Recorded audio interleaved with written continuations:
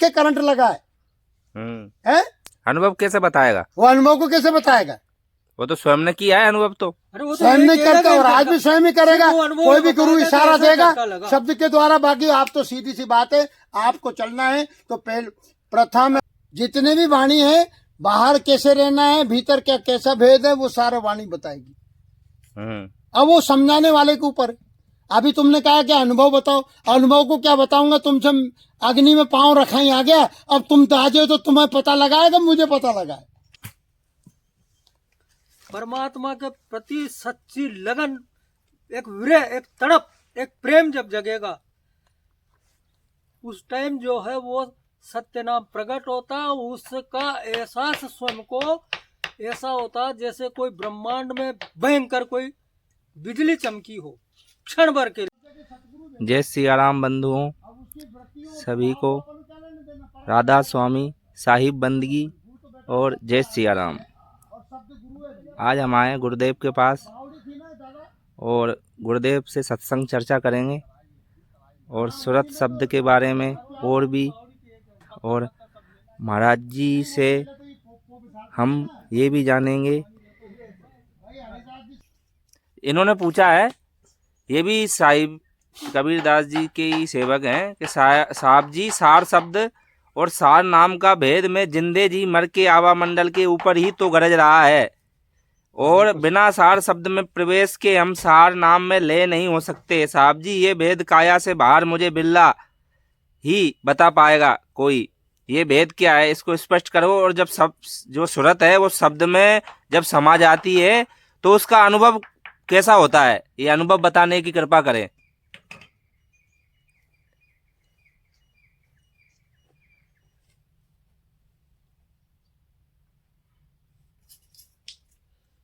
साहेब बंदगी परमपिता परमात्मा सत्य नाम साहेब सत्य कबीर साहेब सब जीवों के दया करो। साहेब को वंदना बंदी छोड़ नारायण सत्य।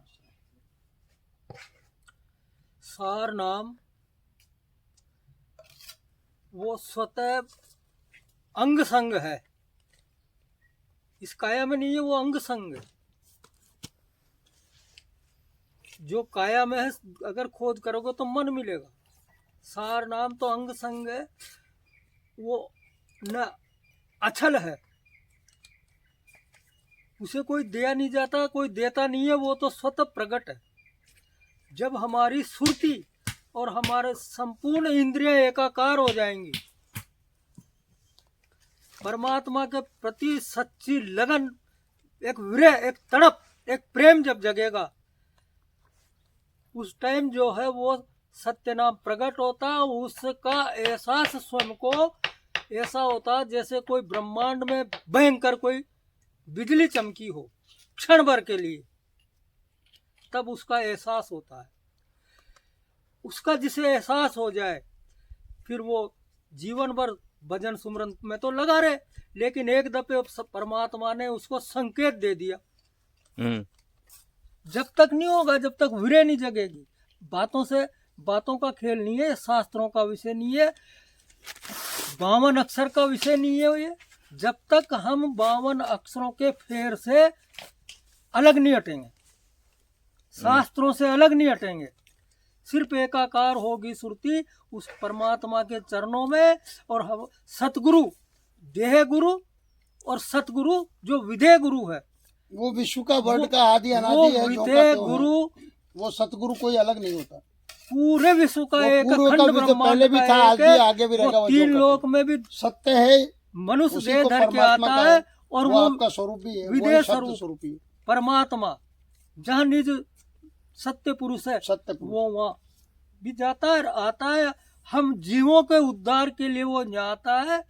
और जब हम उनसे प्रेम करते हैं तो जैसे एक बालक बहुत अपंडी होता है, पापी होता है, दुराचारी होता है, लेकिन उसका पिता बार बार ये कहता सोचता है कि अगर ये रास्ते पे आ जाए तो मैं इसको अपना लूं। लेकिन अब ये जीव जो है ये उर्दंगता छोड़ता ही नहीं है, ये छोड़ता ही नहीं है। ये परमात्मा के उस अपने निज पिता के चरणों में जाने की चेष्टा ही नहीं करता है। वो तो जितने भी पाप पुण्य सबको बाढ़ के भस्म कर दे, लेकिन हम उसके चरणों को स्वीकार करें, हम उसकी दास्ता स्वीकार करें परमात्मा की। इसके अलावा न कोई ग्रंथ पहुंचेंगे, न कोई वाणी पहुंचेगी, न मन पहुंचेगा। सिर्फ सुरती एक डोरी उतरी है वो परमात्मा के यहाँ से, जो वो डोरी पूरी इस काया में समाई हुई है, जिससे उस डोरी का जीव शिक्षा, जो जीव आत्मा है, जीव जो है, उसका लिंक टूट गया, कनेक्शन कट गया। और जब तक प्रेम नहीं जुड़ेगा, जब तक वो कनेक्शन जिस रोज जुड़ जाएगा परमात्मा उसको, जैसे कुआं से अपन रस्सी से किसी को खींचते हैं ना, इस तरीके से खींचता हुआ चला जाएगा। हाँ। तो जो अनुभव है वो अनुभव कैसा है शब्द का सूरत में समाने के बाद? अनुभव बताया नहीं मन का, जब एकाकार होगी सुरती संसार से बिल्कुल, और उसके प्रति परमात्मा के प्रति अनुराग जगेगा, विरह तड़प, जैसे किसी से मिलने की उदाहरण के तौर पे विरह जैसे कामी पुरुष की विरह जगती है, उसे कुछ नहीं सूझता, इस तरह की विरह जगेगी उस परमात्मा के प्रति। जब वो विरह जगेगी, तड़प जगेगी कि अब तो मुझे कुछ नहीं चाहिए, बस मुझे सात भूमिका में परमात्मा पहली भूमिका है सज्जन ऐसा पुरुषों प्रकार का सत्संग संकेत सेवा। देगा कि विश्व में किसी प्रकार का और एक क्षण के लिए ऐसा प्रकाश आया, बस वो लुप्त हो जाएगा। अच्छा, फिर ये मान लो कि अपनी साधना सार्थक हुई, लेकिन उस लिंक को जोड़ते रखो जीवन भर, जब तक ये दे रहा है। अच्छा,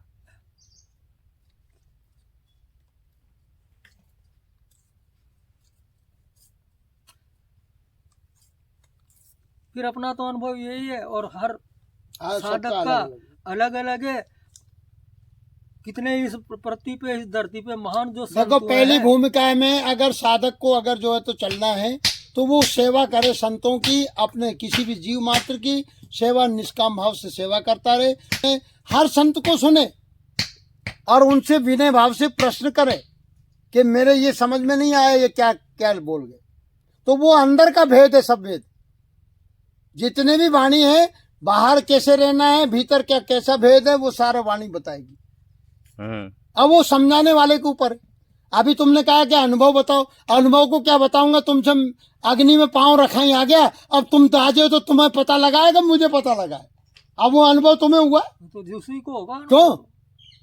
अरे वो जो पैर जो तुमसे धोखे से रखा ही आ गया, भूल से रखने में अग्नि में पैर आ गया, विचार करना। लाइट का करंट मान लो, लाइट का करंट लग गया, अब वो तो वही जानता है, पीड़ा तो आपको क्या क्या होता है अनुभव। वो परमात्मा की मर्जी हो किस तरीके से अनुभव कराता। अगर कोई अनुभव की बात क्या, अनुभव किताब में खोल के थोड़ी रख देगा उसके दर्द को। अनुभव तो उसको हो रहा है ना जिसके करंट लगा है? अनुभव कैसे बताएगा? वो अनुभव को कैसे बताएगा?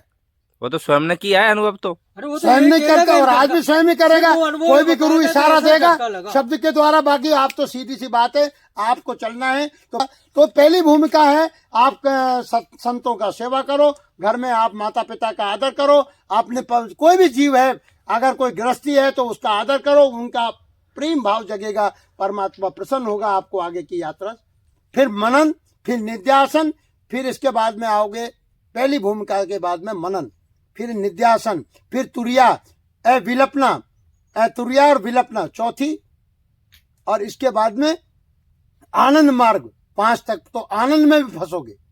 ये 5 भूमिका के ऊपर जाना, विज्ञानंद घन, और फिर आपका निस्वरूप आप ही आप 7वीं भूमिका। बाकी 5 तक तो आओ दादा। हाल तो सत्य चित्त आनंद, हाल तो सत्य मतलब आपका निज स्वरूप, और उसमें चित्त की वृत्तियों का समन्वय जब हो जाए तब आनंद की अनुभूति होगी।